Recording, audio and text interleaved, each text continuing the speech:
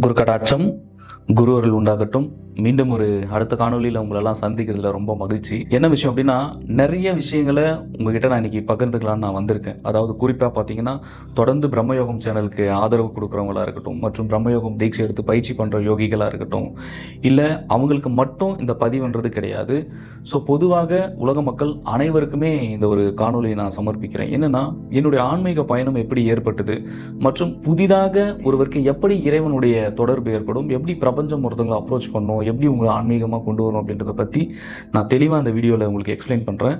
Video கொஞ்சம் லென்த்தாக போகும். ஸோ ஸ்கிப் பண்ணாமல் வீடியோவை உட்காந்து பாருங்கள். நிச்சயமாக இது உங்களுக்கு ஒரு நல்ல ஆன்மீக அனுபவத்தை கொடுக்கும். ஸோ என்னென்னா, முதல்ல ஒவ்வொருத்தருக்கும் ஆன்மீகம் அப்படின்றது ஒரு கோயில்கள்லையோ இல்லை வீட்டில் பக்தியாக இருக்கிறது, அதுக்கப்புறம் பார்த்தீங்கன்னா கோவில்களுக்கு போகிறது, இல்லைனா நம்மளுடைய நட்பு வட்டாரங்களாக இருக்கட்டும், இந்த மாதிரி தான் பிரபஞ்சம் முதல்ல ஒரு ஆன்மீகத்தையும் உங்களுக்கு அப்ரோச் பண்ணி கொண்டு வரும். அதுக்கப்புறம் பார்த்தீங்கன்னா அந்த சின்ன விஷயங்களில் பக்தியிலிருந்து ஈடுபட்டு கொஞ்சம் கொஞ்சமாக உங்களை அடுத்தடுத்த நிலைக்கு நீங்கள் அதில் ஈடுபாடாக இருந்தீங்கன்னா அடுத்தடுத்து உங்களை கொஞ்சம் கொஞ்சமாக கைப்பிடிச்சி மேலே கொண்டு வரும். இது எக்ஸ்ட்ரீமாக உங்களை எல்லாருமே எங்கே கொண்டு போய் இறுதியில் நிறுத்தோம்னா, ஒரு அதீத ஒரு உச்சகட்டமான யாருமே அனுபவிக்க முடியாத, யாருமே தொட முடியாத ஒரு உயரங்களுக்கு பிரபஞ்சம் உங்களை கொண்டு போய் உட்கார வச்சிடும். ஃபார் எக்ஸாம்பிள், அது ஆன்மீகத்தில் இது காசு பணம் இது ரிலேட்டடாக இல்லாமல் நான் பேசுகிற கண்டென்ட்டும் டாப்பிக்கும் முழுமையாக வேற. ஸோ நல்லா உற்று கவனிங்க, உங்களுக்கு புரிய ஆரம்பிக்கும். என்னன்னா, நீங்கள் படிக்கிறதா இருந்தாலும் சரி, மற்ற வேலைகள் செய்கிறதா இருந்தாலும் சரி, எந்த ஒரு விஷயம் செஞ்சாலுமே அங்கே குரு அப்படின்றது ரொம்ப ரொம்ப ஒரு இம்பார்ட்டண்ட்டான ஒரு விஷயம். ஏன்னா குரு இல்லாம எந்த ஒரு விஷயமே சாத்தியப்படாது. உங்களால எந்த ஒரு விஷயமே பிரபஞ்சத்துல பண்ண முடியாது. அப்ப ஒவ்வொரு செயல்லையுமே உங்களுக்கு ஒவ்வொரு குருவையும் இறைவன் கொடுத்துக்கிட்டே இருப்பார். அது கரெக்டா உங்களுக்கு கண்டுபிடிக்க தெரியணும். ஆனா ஏன் உங்களால கண்டுபிடிக்க முடியலன்னா, முழுக்க உங்களுக்குள்ளார இருக்கிற ஈகோ தான் காரணம். அதாவது ஒரு மனிதனுக்கு எது இருக்கவே கூடாதுன்னா, ஒரு மனிதனுக்கு ஆக்ரோஷமும் மற்றும் கோபமும் இந்த மாதிரி விஷயங்கள் எல்லாமே இருந்துச்சுன்னா டோட்டலி ஆன்மீகத்துக்கு அன்ஃபிட். அதாவது பிரபஞ்சம் உங்களுக்கு என்ன கொடுக்க போகுதோ அது உங்களால் கடைசி வரைக்கும் வாங்கவே முடியாது. அதே மாதிரி ஒருவருக்கு பொறுமை குணம் அப்படின்றது அதிகமாக இருக்கணும். எந்த ஒரு விஷயத்துக்கும் திடீர்னு இப்போ ஒரு விஷயத்தை நீங்கள் அப்ரோச் பண்ணி போகிறீங்கன்னா அங்கே டிலே ஆகுதுன்னா அதுக்கு ஒரு கோபமோ உடனே உங்களுக்குள்ளார ஒரு பிசாசு மாதிரி வர்ற உங்களுடைய ஈகோவை வச்சுக்கிட்டிங்கன்னா அது ரொம்ப ரொம்ப ஆபத்தில் கொண்டு போய் உங்களை நிறுத்தும். ஏன்னா ஒரு மனிதன் ஒரு தடவை கோவப்படும் போது அவன் எந்த மாதிரியான விஷயங்கள்லாம் இழக்கிறான் அப்படின்றது உங்களுக்கு தெரியுமா? வாழ்க்கையில் அவனுடைய நிதானத்தை மட்டும் ஒருத்தன் இழந்துட்டான்னா அவன் வாழ்க்கையில் எல்லாத்தையுமே இழந்துடும். அவன் நிதானத்தை இழந்த உடனே அவனை என்ன மாதிரியான எனர்ஜிஸ் ஆட்கொண்டுருவோம்னா, கம்ப்ளீட்டா நெகட்டிவ் எனர்ஜிஸ்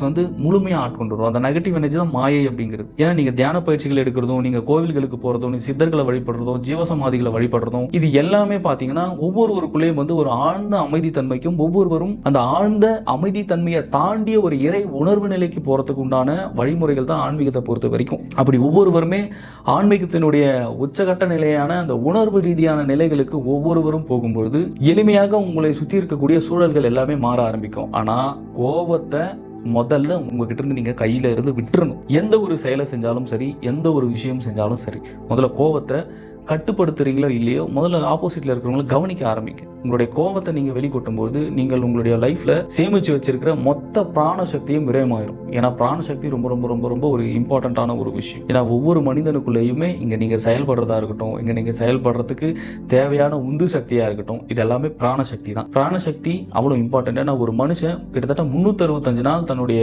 உடலிலும் தன்னுடைய சக்தியிலும் சேமிச்சு வைக்கிற ஒரு அற்புதமான ஒரு எனர்ஜி தான் இந்த பிராணசக்தி. பிராணசக்தி உங்களுக்குள்ளா இருந்து வெளிவிட்டுட்டீங்கன்னா இங்க ரொம்ப கஷ்டம்.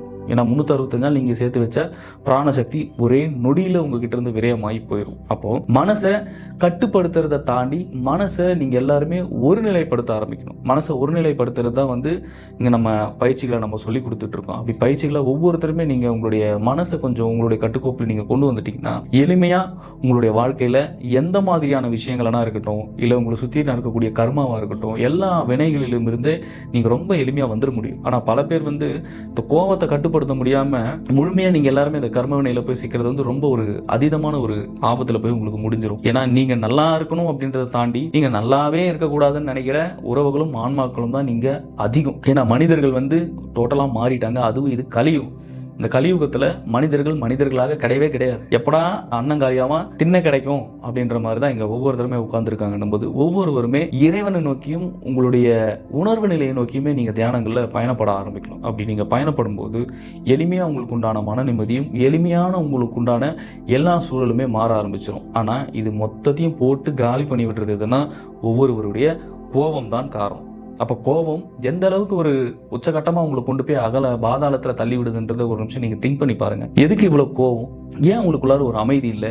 ஏன் பொறுமை இல்லை? கோபத்தால் உங்களால் நீங்கள் எதுவுமே வாங்க முடியாது. அப்படி நீங்கள் கோபத்தினால உங்களோட ஈகோனால நீங்கள் வாங்கினீங்கன்னா நிச்சயமாக சொல்கிறேன், அது ரொம்ப நாளைக்கு நிலைக்காது. எப்போ நீங்கள் ஒரு நிதானத்தன்மைக்கும் எப்போ ஒரு பேரமைதி நிலைக்கும் போகும்போது நீங்கள் செயல்படக்கூடிய ஒவ்வொரு விஷயங்களும் நீங்கள் ஞானத்தன்மையோடு செயல்படும் போது முற்றிலுமாக நீங்கள் ஞானத்தை வைத்து அடையக்கூடிய ஒவ்வொரு விஷயமும் இறைவனால் கொடுக்க போறது எல்லாமே பிரபஞ்சத்தால உங்களுக்கு எடுத்து கொடுக்கிறது. அப்ப இறைவன் கொடுக்குற ஒரு விஷயத்தை நீங்க வாங்குறீங்கன்னா, இறைவன் ஒரு விஷயத்தை உங்களுக்கு கொடுக்குறாருன்னா அதை தாராளமா வச்சுக்கோங்க. ஆனா இன்னொருத்தர் போய் அடிச்சு பிடுங்குறதோ இன்னொருத்தர்கிட்ட ஒரு வயலண்டா நீங்க அப்ரோச் பண்ணி வாங்குறதுலயோ கர்மா தான் வருமே ஒழிய ஒரு மனசுக்கு நிம்மதியற்ற ஒரு நிலையில தான் உங்களை கொண்டு போகுமே ஒழிய முழுக்க முழுக்க உங்களால் ஒரு பாசிட்டிவ்ல இருக்க முடியாது. கடைசி மரணப்படுக்கையில போற வரைக்குமே அந்த ஷவரிங் அப்படின்றது இருந்துகிட்டே இருக்கும். பயநிலையோட நீங்க கடைசி இறுதி நாள் இந்த உடல்ல இருந்து ஆன்மா வெளியே போகும்போது அந்த பயத்தன்மையோட வெளியே போகும்போது முழுசா அந்த கர்மா மூட்டையை கொண்டு போகும். அடுத்த பிறப்புல வேற மாதிரி ஒரு அனுபவங்களுக்குள்ளார நீங்க பயணப்பட ஆரம்பிப்பீங்க. ஸோ அமைதி ஒரு மனிதனுக்கு அவ்வளவு முக்கியம். ஏன்னா இவ்வளவு விஷயத்த நான் ஏன் உங்களுக்கு சொல்றேன்னா, ஏன்னா இறைவன் இப்படிதான் அப்ரோச் பண்ணி கொண்டு வந்திருக்காரு. இது எண்ட் ஆஃப் தி டே என்னன்னா, ஒவ்வொருவருக்குமே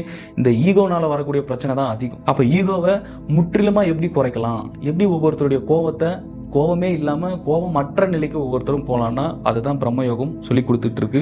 அது மட்டும் இல்லாமல் பலவிதமான விஷயங்கள் அப்படின்றது உங்களுக்குள்ளார இருக்கு. ஒவ்வொருவருமே உடல் கடந்த தன்மைக்கும் உடலற்ற நிலைக்கும் முன்கூட்டியே நீங்கள் பயிற்சிகளுக்குள்ளார ஈடுபடும் போது முழுமையாக ஒரு டிவைனோட எனர்ஜி நீங்கள் அதை மட்டும் இல்லாமல் இறைவனோட சக்தியை நீங்கள் ஒவ்வொருத்தரும் எடுத்துக்கிட்டீங்கன்னா கம்ப்ளீட்டாக நீங்கள் உங்களுக்கு வாழ்றதுக்கு உண்டான சூழலும் உங்களுக்கான எல்லாமே இங்கே கிடைக்க ஆரம்பிச்சு.